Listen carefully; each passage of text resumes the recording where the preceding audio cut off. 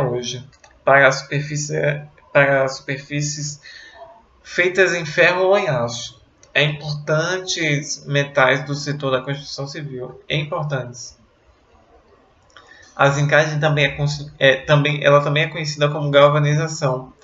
Ela evita a oxidação e, dessa forma, quando esse processo é usado em fixadores, por exemplo, ele aumenta significativamente sua resistência, mesmo quando essas peças elas ficam expostas às agressões ambientais, como a maresia, poluição, umidade.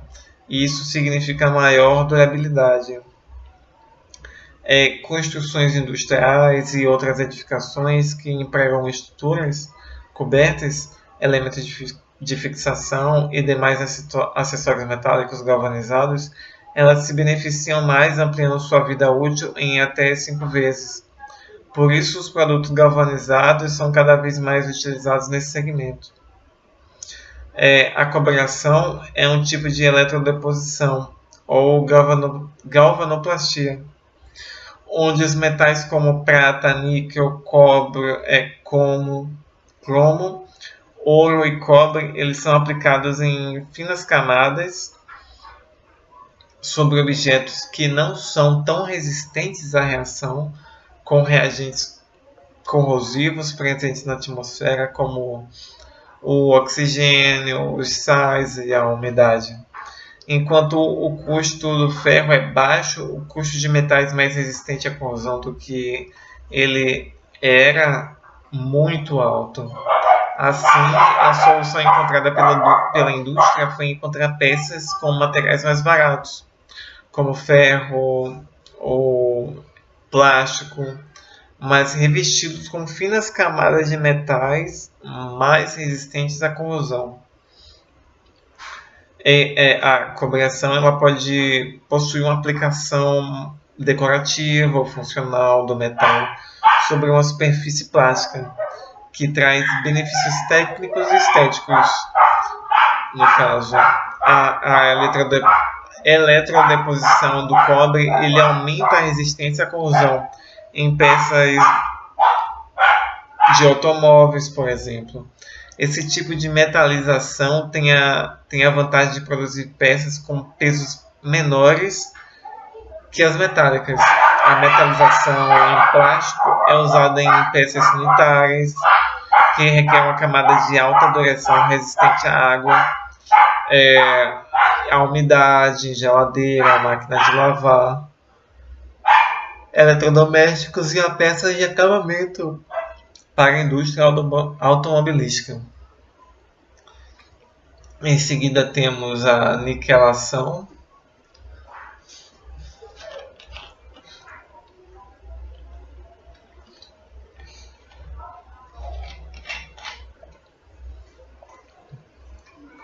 É um procedimento de tratamento de superfície que cria nas peças submetidas a ele uma camada de níquel-fósforo altamente resistente.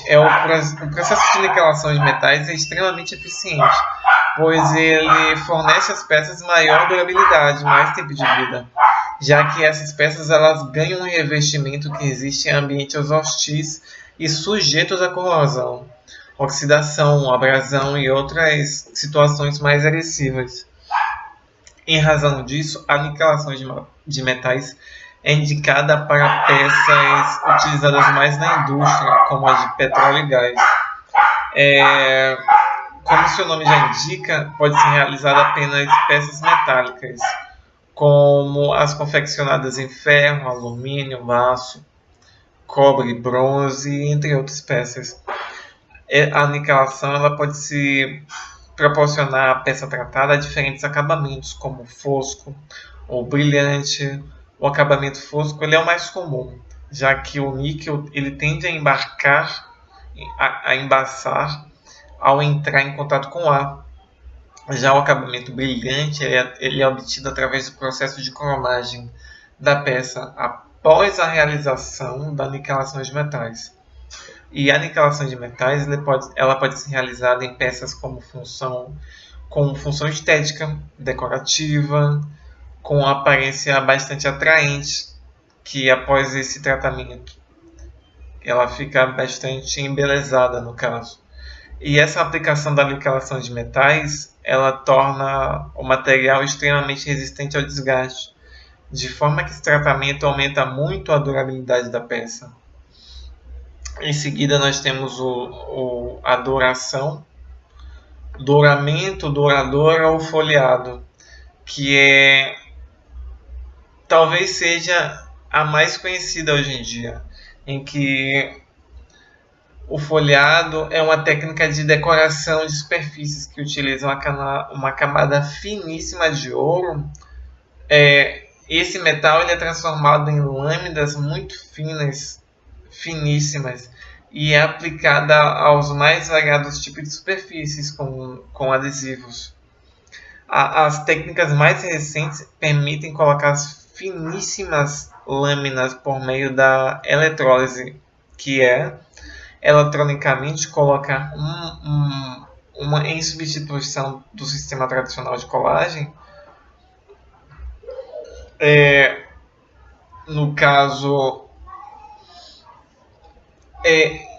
um exemplo disso são dourações sobre madeira de altares de igreja, que são pintadas com tinta condutora de eletricidade, a qual se liga um fio negativo que sai do seu retificador e é espalhado sobre essa tinta condutora. Trata-se de ouro verdadeiro com a durabilidade superior às finas folhas de ouro colada, no caso.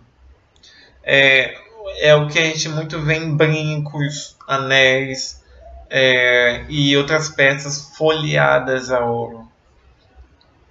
Em seguida nós temos pinturas que pintura não basicamente, vamos dizer que é o que a maioria das pessoas conhecem e não é ao mesmo tempo, que não é a pintura de parede, mas é uma pintura um pouco mais específica, que é a pintura sobre material ferroso, metálico, que ele tem essa aplicação para aumentar a durabilidade da estrutura, impedindo o processo de corrosão. Com esse propósito, foram criadas várias tintas, as anticorrosivas para as superfícies metálicas de secagem ao ar. Pode ser de alto ou baixo sólido por volume, de alta ou baixa espessura e à base de água ou solventes orgânicos. Quando são tintas de fundo ou de dupla função, fundo e acabamento no caso, é necessário que elas tenham pigmentos anticorrosivos em sua composição, para que possam ter um alto desempenho, e essas tintas devem possuir pelo menos 3 propriedades importantes, que é aderência, impermeabilidade e flexibilidade, porque esses 3 mecanismos de proteção existem, a barreira, a inibição e a eletroquímico, que eu vou explicar agora. No caso, a barreira é qualquer tinta que faz uma barreira, isola o metal do meio corrosivo. As mais eficientes, entretanto, são as mais espessas e com resina de alta impermeabilidade e alta aderência. Porém, todas as películas são parcialmente permeáveis. Quanto mais tempo o vapor de água, o oxigênio e os gases corrosivos levarem para atravessar a película, melhor é a tinta. Tem a de inibição, passivação anódica, que são as tintas que protegem por passivação anódica, são aquelas que possuem em sua composição os pigmentos anticorrosivos de inibição anódica, que nada mais é que a ação desses pigmentos, que têm propriedade de alterar a agressividade no meio corrosivo, formando camadas isolantes junto ao metal. Quando os agentes corrosivos atravessam a película de tinta, exemplo desse tipo de tinta é o zarcão, muito conhecido para se pintar portões e escadas de ferro. Tem também de fosfato de zinco, silicato de cálcio. Em seguida tem a eletroquímica, que é a proteção catódica.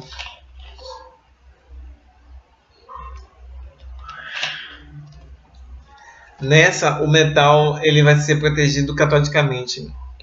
Se na tinta de fundo for incluída uma quantidade suficiente de um metal mais negativo como o 5, essas tintas também são satisfatórias para o substrato. Essas tintas também são chamadas de galvanização a frio. Se houver um risco na superfície, haverá o consumo de zinco e não do aço, e o corte ficará muito tempo sem corrosão. No entanto, se o risco for muito profundo ou largo, o zinco não terá como proteger o aço, pois está fora do seu campo de ação. O processo de corrosão ocorre quando um determinado material metálico ele fica exposto a intempéries, no caso. Aí ele termina por deteriorar toda a estrutura e inutilizar o produto por isso o produto ele protege, assim por dizer. E as melhores soluções para combater a corrosão elas foram criadas com o propósito de favorecer a indústria automobilística, que necessita que seus produtos eles sejam duráveis. Por isso utilizam a pintura E-Coat KTL, que é um dos tópicos que eu vou apresentar agora. A gente não, só tem eu. Processo de pintura E-Coat. O pintura E-Coat é realizada por um processo de eletrofórese, que ele é aplicado com a submersão de material em um componente de proteção, para que seja inteiramente coberto e pintado. No caso, a tinta é a base de água e conduz uma corrente elétrica durante a execução desse processo. Por isso o nome eletrofórese.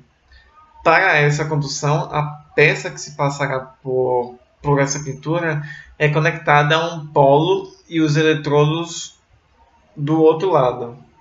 O uso da energia durante a pintura faz com que todos os componentes, pigmentos e partículas de tinta elas fixem mais com firmeza no material mergulhado.